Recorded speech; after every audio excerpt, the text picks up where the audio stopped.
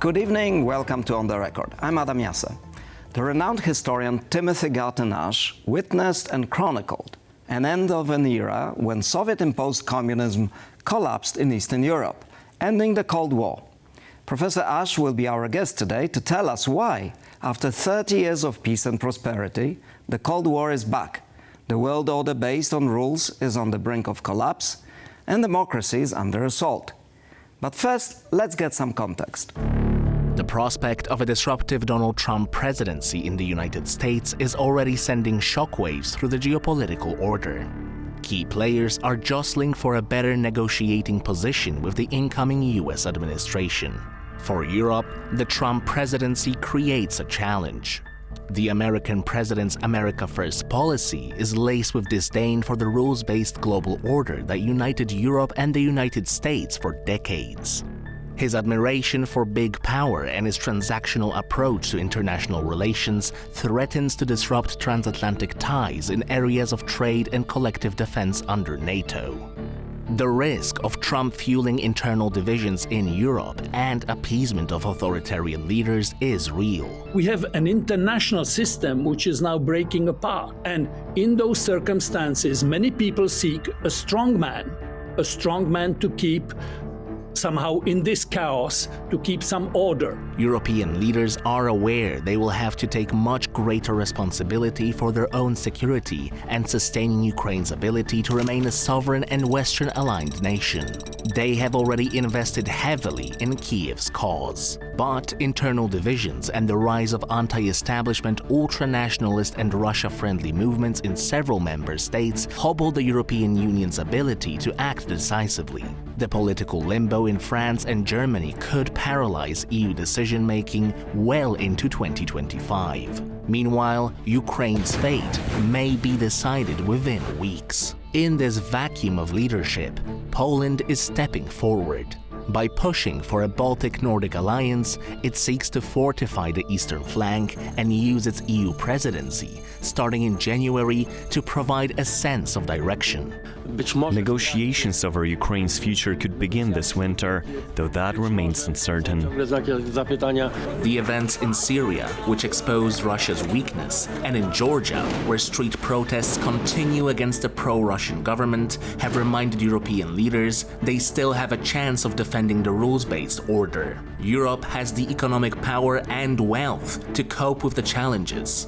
The question is whether it will use it. Good evening, Professor Ash. Thank you very much for joining us. Pleasure to be with you. Professor, Solidarity leader Lech Wałęsa has had a penchant for sayings, for his famous sayings. And one of them, during the post-communist transition, when he was president, he said, "If there's a protest against me, I will be leading it from the front." So my question to you is Donald Trump following this advice, trying to upend the global order that the United States have built almost a century ago? Well, I vividly remember Lech Wałęsa famously saying, "I'm for and even against it." Look, the position is that most of the world is already a world of transactional great and middle powers.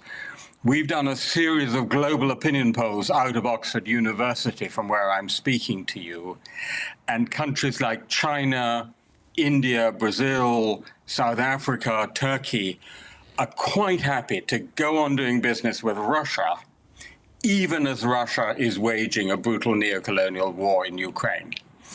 Now, what Trump does is to take what has been called the liberal Leviathan, the leading power of the geopolitical West, and turn it, at least for the next 4 years, into just another transactional great power.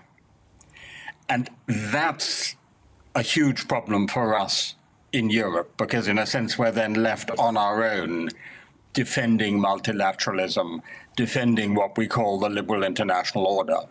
Okay, so maybe Europe should follow and adopt a similar transactional approach. If everybody is doing it, the global south is doing it, Trump is doing it, maybe Europe should follow. Well, our problem is that parts of Europe are following.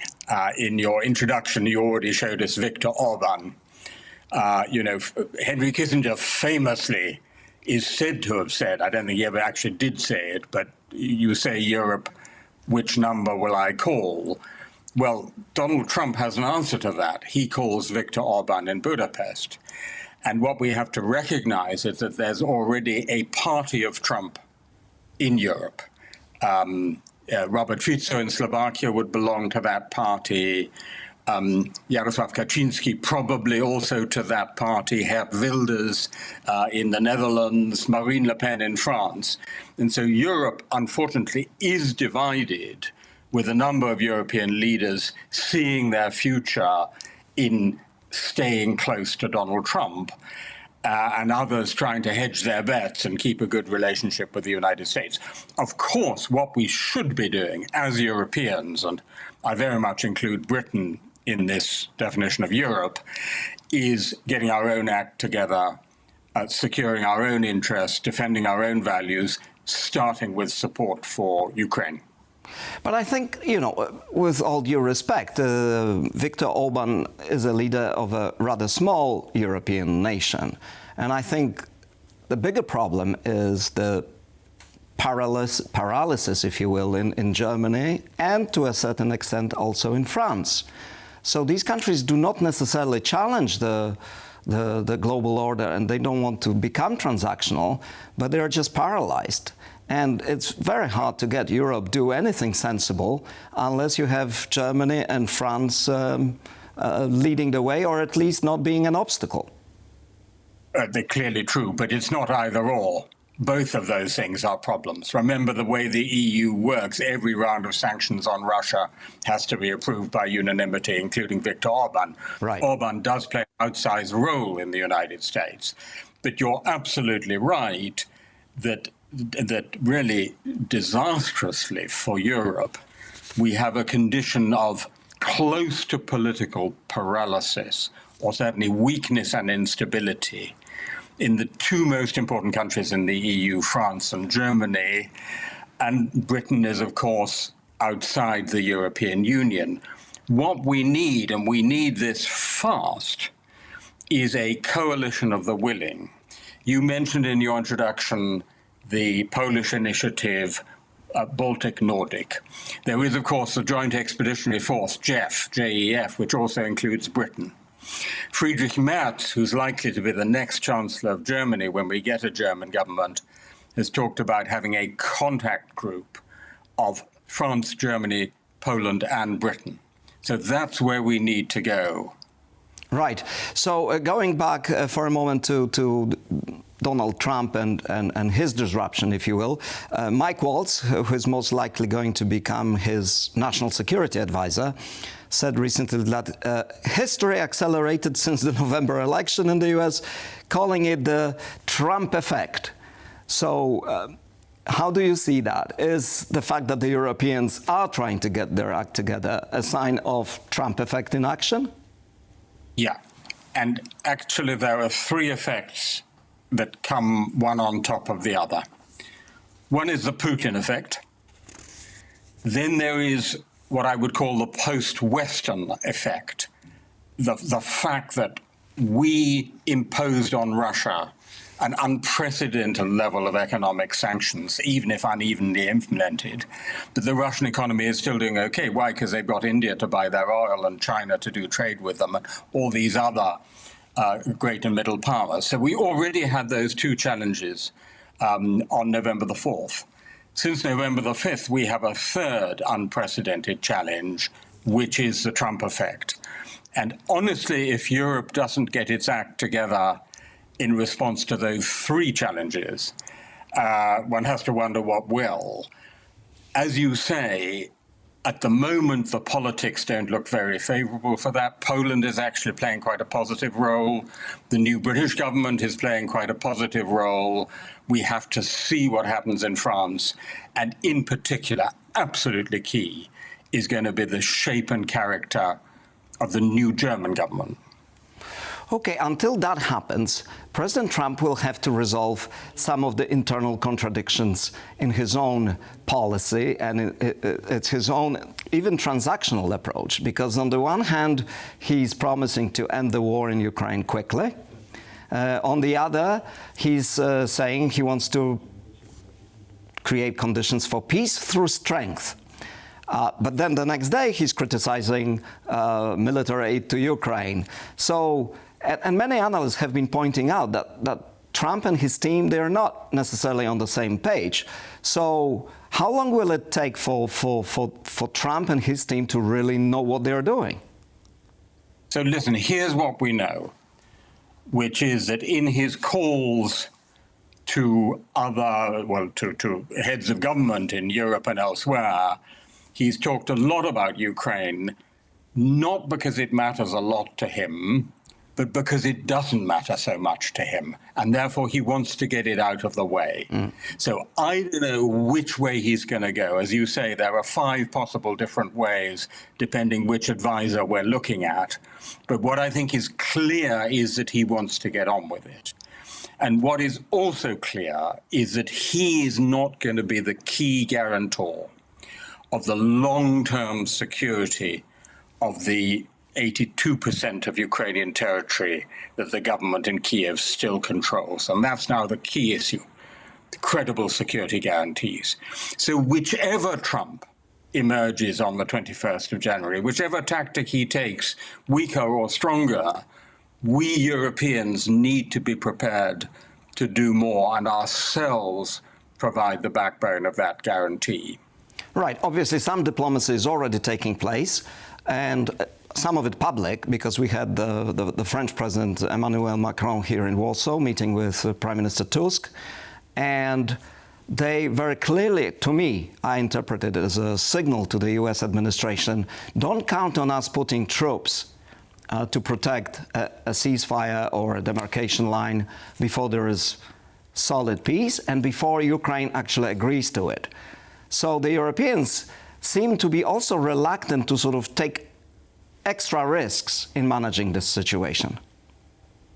I think that is unfortunately correct. And indeed, what I observe, as you know, I follow Poland very closely, is that in Poland, because of their sense of existential threat to Poland's own security, the priority is the defense of Poland, starting with its eastern frontier, as we saw on the map. And in that sense, it's rather different from the conversation in Germany and France and Britain, because we don't feel that sense of immediate existential threat. And so I think that many policymakers in Europe will say, well, we have to do everything we can for our own security, the security of NATO territory. And that means we're not going to risk, putting boots on the ground or making a major commitment to Ukraine. Now, in my view, that will be a mistake, because I think that if Ukraine does not get credible security guarantees, which involves some sort of demonstrative European presence there, you won't get the foreign investment which the country needs for economic reconstruction. People will go on leaving the country instead of coming back to the country. And we will not be able to say that in any meaningful sense Ukraine has won this war. So I think it would be a mistake, but I'm sorry to have to say, as a historian of the present, I think it's the mistake that Europe is quite likely to make. But democracies are inherently reluctant to act in such situations, aren't they? I mean, well, yes, perhaps, but I mean, haven't we learned from our history? Haven't we learned from the history of appeasement in the 1930s? One could say we're in 1938. If we had supported Czechoslovakia more strongly in 1938 instead of selling them out at Munich, when I say we, that's the Brits and the French. We would have been. It wouldn't have cost us half so much further down the road. And that is my fear, that because we haven't learnt the lesson of history, and we attempt yet again to try and put on a sticking plaster. on the situation and wishful in Ukraine. thinking, and engage in some wishful thinking. In a sense, you stole my lines, because my next question was going to be, given what's happening in France and Germany and in some other countries in Europe, is this a replay of 1930s when America made unilateral decisions as well in the economic sphere, and that triggered series of crises in Europe that then led to Hitler? So the famous saying, history doesn't repeat itself, but it does But it sometimes rhymes. rhyme.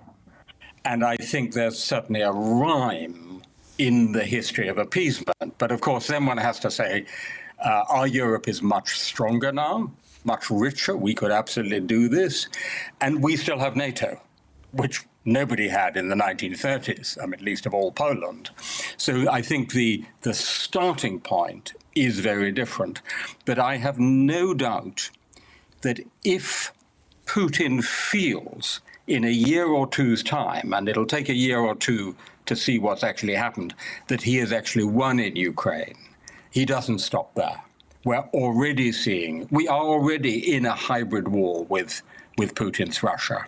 And I think we in Europe really need to wake up to that. But on the other hand, we also see Russia's weakness, right? This was supposed to be a 3-day war in Ukraine, or special operation, pardon me. We see in Syria where, Russia really was entrenched and took part in a bloody conflict there. And suddenly they're out of Syria. On the front, they're making incremental gains, and they lost hundreds of thousands of soldiers in Ukraine. And, collapse sometimes comes unexpectedly, like we saw in Afghanistan. As we know from the history of Eastern and Central Europe particularly, such regimes are very strong, but also brittle. So they're very strong until suddenly they're weak, and then you get regime collapse, as we saw in Syria. But Syria's regime collapse was because Assad depended on external support. Putin still has major resources of power, both repression, but also elements of support, manipulation of the media, and so on, nationalist and imperialist sentiment. So certainly we should not ever exclude the possibility that one day that moment of sudden collapse will come. It would be an even bigger mistake to count on it in the short to medium term. Right. We have to reckon that a strong and aggressive Russia with now a war economy remains a major threat to our security and freedom for many years to come.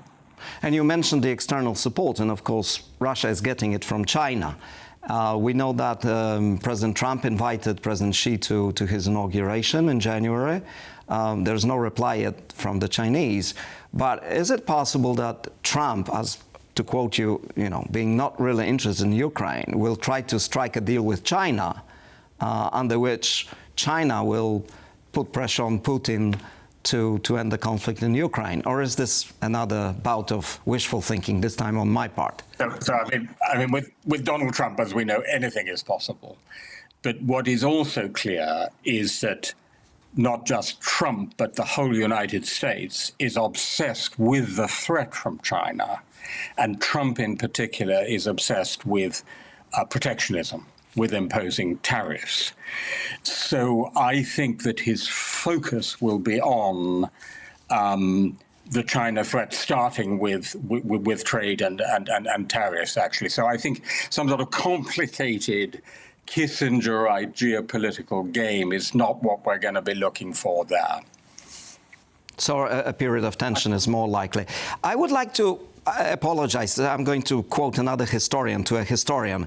I'm not sure you like that, but a quote from Yuval Harari caught my eye the other day. He said in a recent video, and I quote, "I think this war in Ukraine is the most important conflict that is now happening in the world, maybe since the end of the Cold War, because it calls into question all the basic values and norms of the world order. It's basically a situation like in a school when a bully picks up on a weaker kid and all the other kids in school stand in circle to see what will happen if the bully is allowed to get away with it.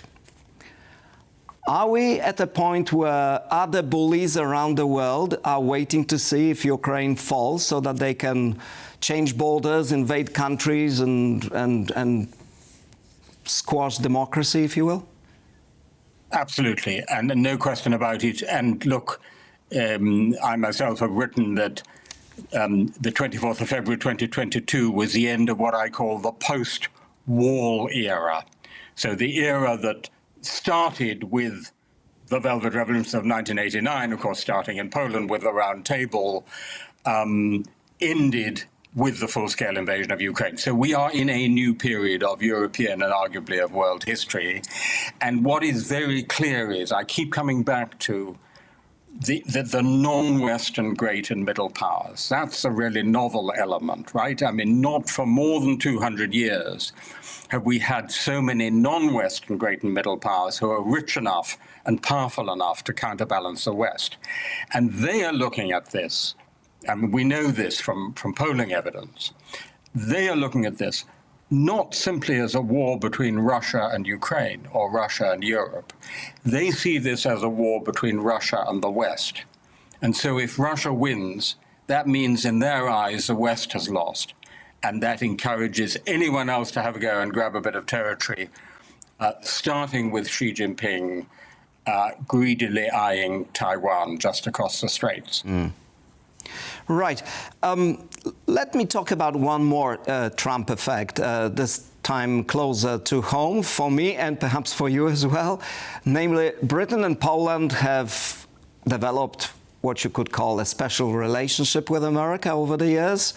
Britain certainly longer than Poland, but both countries were seen as staunch allies of the US and saw the US as special partnership, particularly in the UK that was called special partnership. What's the outlook for these special partnerships for the UK and for Poland, given that the governments in both countries at the moment do not necessarily share the same kind of ideological perspective as the new Trump administration? You know, I once heard the former West German Chancellor Helmut Schmidt say of Britain's special relationship, it's so special, only one side knows it exists. And I think that, you know, it is a lesson to us all, not just to Britain, to Poland, to all other European countries who believe they have this special relationship. Listen, clearly we all have to try and keep the best possible relations with the most powerful country in the world and the country that is currently guaranteeing our security in Europe. That's obvious. But what I'm afraid of is each individual country trying to make its own special deal, doing its own pilgrimage to Mar-a-Lago, as I believe President Duda has done, and certainly as the British Prime Minister is tempted to do in kind of Qatar, because the result there is a Europe that will be even more divided in response to the second term of Donald Trump than it is already. And as I said, it's already divided.